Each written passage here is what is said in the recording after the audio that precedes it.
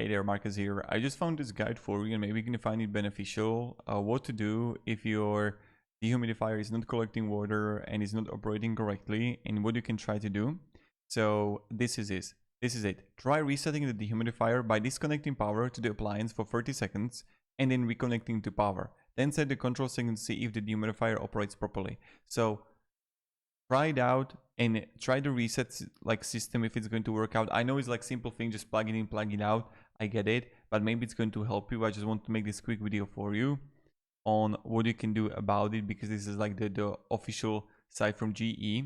So just disconnect it for 30 seconds, wait 1 minute, 2 minutes, and then reconnect it back to the power and see if it's going to work out. And I hope it does. I just wanted to make this quick video for you. If it doesn't work out, I'm sorry.